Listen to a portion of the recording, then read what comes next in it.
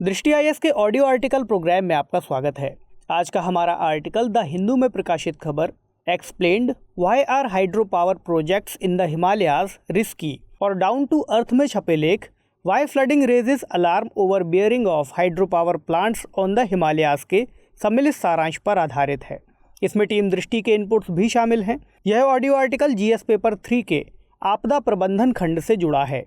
तो आइए लेख की शुरुआत करते हैं। हिमालयी क्षेत्र में जल विद्युत परियोजनाएं, चुनौतियां और समाधान। हमारे वीडियो अंग्रेजी में देखने के लिए फॉलो करें हमारा ही दूसरा यूट्यूब चैनल दृष्टि आईएएस इंग्लिश। पिछले दिनों केंद्र सरकार ने कहा है कि ऊपरी गंगा क्षेत्र में किसी भी बड़ी नई जल विद्युत परियोजना की अनुमति नहीं दी जाएगी। वहां के लोगों को स्वीकृत पर्यावरण नियमों का पालन करना होगा ताकि वर्ष के दौरान हर समय नदी में जल का न्यूनतम प्रवाह बना रह सके और नदियों के स्वास्थ्य को बनाए रखा जा सके। जल विद्युत शक्ति, जिसे हाइड्रो इलेक्ट्रिक पावर के रूप में जाना जाता है, उसे आज अक्षय ऊर्जा के प्रमुख साधन के रूप में देखा जा रहा है। हाल ही में पर्यावरण मंत्रालय ने सुप्रीम कोर्ट में दाखिल एक हलफनामे में खुलासा किया है कि उसने 7 पनबिजली परियोजनाओं को आगे बढ़ने की अनुमति दी है, जो कथित तौर पर निर्माण के उन्नत चरणों में हैं।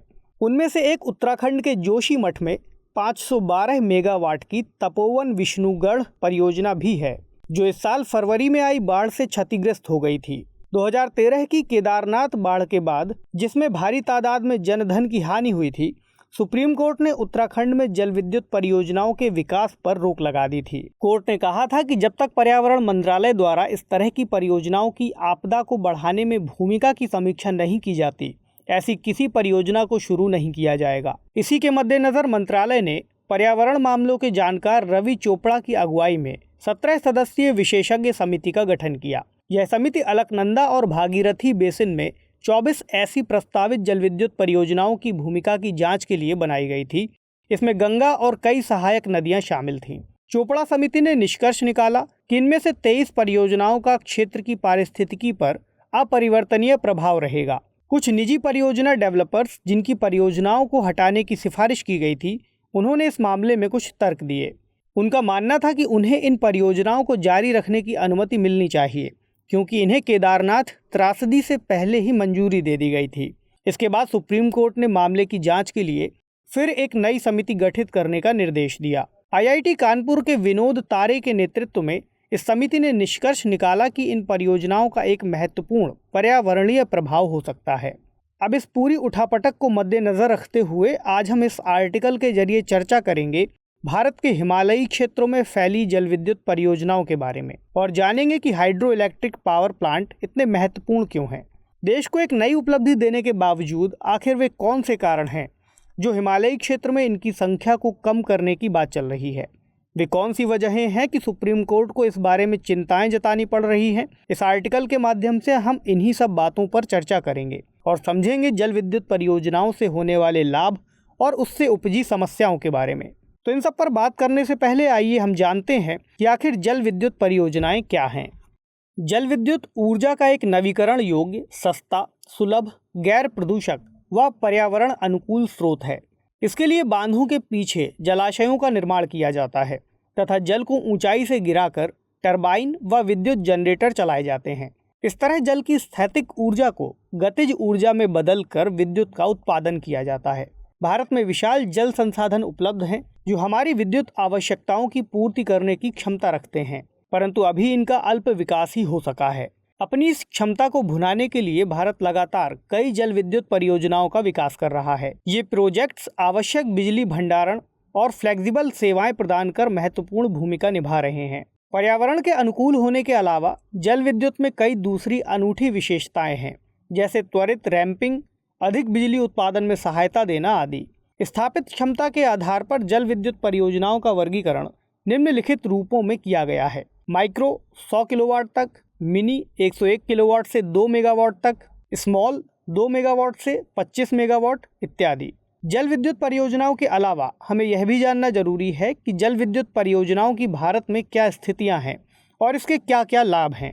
तो आइए समझते हैं भारत में जल विद्युत परियोजनाओं के बारे में।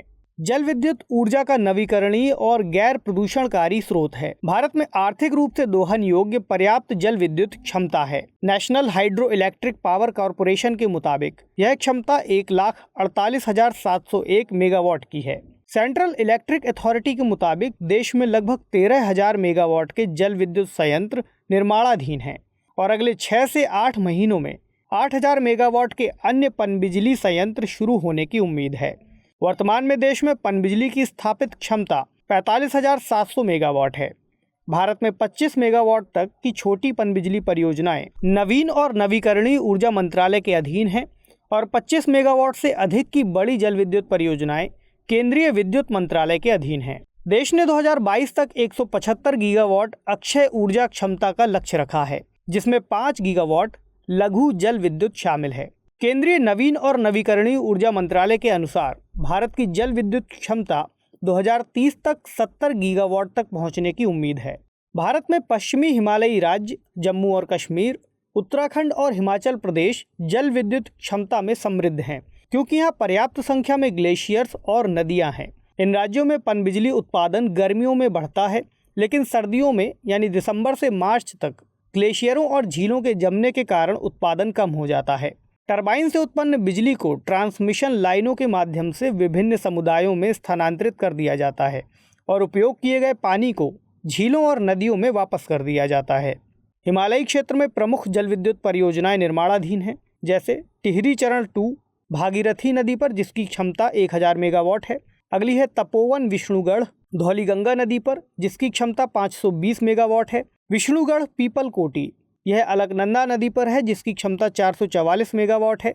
सिंगोली भटवारी मंदाकिनी नदी पर है, जिसकी क्षमता 99 मेगावाट है। इसी तरह फटा भूयांग मंदाकिनी नदी पर, जिसकी क्षमता 76 मेगावाट है। मध्य महेश्वर गंगा पर है, जिसकी क्षमता 15 मेगावाट है। काली गंगा 2 जिसकी क्षमता 6 मेगावाट है और यह काली गंगा नदी पर बनाई जा रही है। तो ऐसी इन सभी परियोजनाओं के जरिए जल विद्युत का उत्पादन बढ़ाया जा रहा है। भारत में इसकी मांग भी पर्याप्त है। आज के दौर में बिजली का संकट भारत के कई राज्यों के सामने पैर पसार रहा है। ऐसे में जानना जरूरी हो जाता है जल विद्युत परियोजनाओं की आवश्यकता क्यों है या इससे होने वाले लाभ क्या क्या हैं। तो आइए समझते हैं जल विद्युत परियोजनाओं के लाभ के बारे में। जल विद्युत ऊर्जा का नवीकरणीय स्रोत है। जल विद्युत के माध्यम से उत्पन्न ऊर्जा जल चक्र पर निर्भर करती है, जो सूर्य द्वारा संचालित होती है, जिससे यह नवीकरणीय हो जाता है। जल विद्युत जल से संचालित होता है, जिससे यह ऊर्जा का एक स्वच्छ स्रोत बन जाता है। जल विद्युत शक्ति बिजली संयंत्रों की तरह हवा को प्रदूषित नहीं करेगी। हाइड्रो इलेक्ट्रिक पावर ऊर्जा का एक घरेलू स्रोत है, जो प्रत्येक राज्य को अंतर्राष्ट्रीय ईंधन स्रोतों पर निर्भर हुए बिना अपनी ऊर्जा का उत्पादन करने की अनुमति देता है। जल विद्युत सुविधाएं जल्दी से शून्य बिजली से अधिकतम उत्पादन तक जा सकती हैं। चूंकि जल विद्युत संयंत्र जल्दी बिजली पैदा कर सकते हैं, इसलिए वे बड़ी बिजली कटौती या व्यवधान के दौरान आवश्यक बैकअप पावर प्रदान करते हैं। जल विद्युत बाढ़ नियंत्रण, सिंचाई सहायता और स्वच्छ पेयजल प्रदान करके बिजली उत्पादन से परे भी अन्य लाभ प्रदान करता है। पम्प्ड स्टोरेज हाइड्रो पावर जैसी तकनीकी मांग अधिक होने पर पवन और सौर ऊर्जा जैसे नवीकरणीय ऊर्जा के साथ उपयोग करने के लिए ऊर्जा का भंडारण करती हैं। इसके साथ ही जल विद्युत परियोजनाएं रोजगार के अवसर प्रदान करके पर्यटन आदि को भी बढ़ावा देती हैं। यह पूरे क्षेत्र के सामाजिक आर्थिक विकास के अलावा जल सुरक्षा, सिंचाई और बाढ़ नियंत्रण आदि के फायदे भी प्रदान करती हैं। हर चीज के लाभ के साथ उसकी हानियां भी उसमें निहित होती हैं। हिमालयी क्षेत्र में आ रही निरंतर आपदाएं इसका एक जीता जागता उदाहरण है। आइए जल विद्युत परियोजनाओं के लाभ के अलावा हम समझते हैं कि आखिर वे कौन सी वजहें हैं जो हिमालयी क्षेत्र में इनकी संख्या कम करने के लिए सामने आ रही हैं। दूसरे शब्दों में कहें तो हिमालयी क्षेत्र में जल विद्युत परियोजनाओं के सामने या उससे उत्पन्न क्या क्या चुनौतियां हैं। तो आइए समझते हैं हिमालयी क्षेत्र में जल विद्युत परियोजनाएं क्यों हैं चिंता का विषय। जल विद्युत परियोजनाएं, बांध और निर्माण गतिविधियां नाजुक हिमालयी क्षेत्र को प्रभावित कर रही हैं, जिससे वे आपदाओं के प्रति संवेदनशील हो रहे हैं। हाल के कुछ वर्षों में हिमालयी राज्यों में चरम मौसम की घटनाओं में वृद्धि हुई है।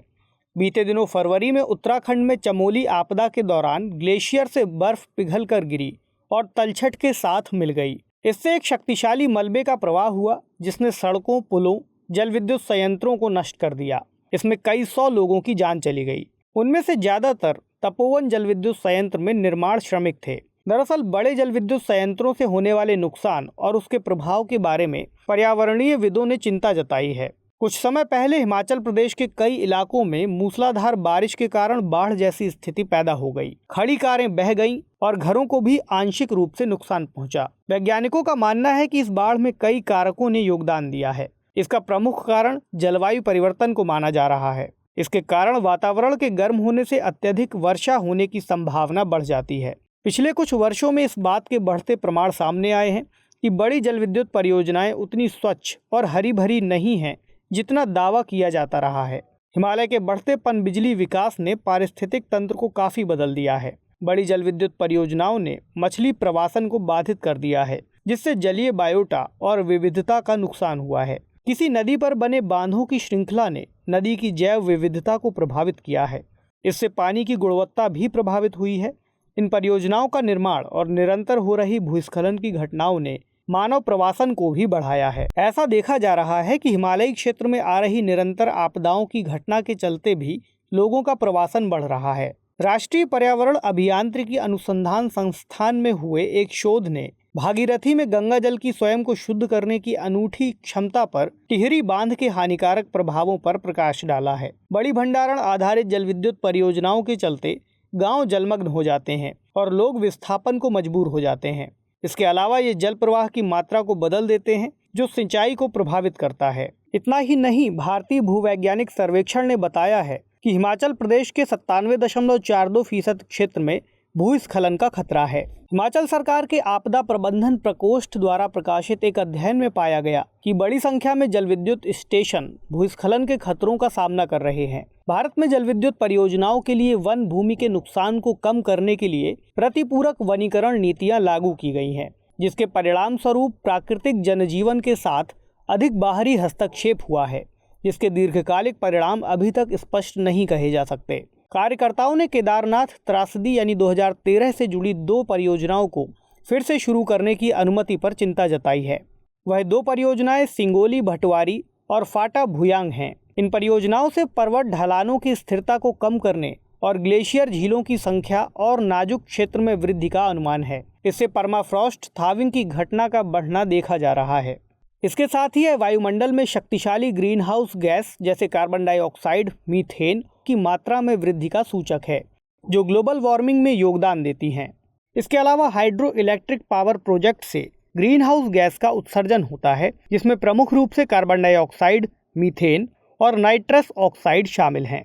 जलवायु परिवर्तन ने अनिश्चित मौसम के पैटर्न को बढ़ा दिया है, जैसे कि बढ़ी हुई बर्फबारी और वर्षा आदि। इससे बर्फ का थर्मल प्रोफाइल बढ़ रहा है, जिससे यह पिघलने के लिए अति संवेदनशील हो जाता है। जलवायु परिवर्तन में वृद्धि से बादल फटने की बढ़ती घटनाओं और तीव्र वर्षा और हिमस्खलन के कारण इस क्षेत्र के निवासियों को भी जीवन और आजीविका के नुकसान का खतरा बढ़ गया है। विभिन्न पर्यावरणविदों ने हिमालयी क्षेत्र में इन बड़ी बड़ी परियोजनाओं के विकास पर रोक लगाने की बात कही है। वे लगातार हो रही प्राकृतिक दुर्घटनाओं को मानव जनित कारक का परिणाम बता रहे हैं। ऐसे में यह जानना अधिक अहम हो जाता है कि इन भयावह घटनाओं को कम करने या रोकने के लिए आखिर क्या उपाय किए जाने चाहिए या इससे बचने के क्या समाधान खोजे जा सकते हैं।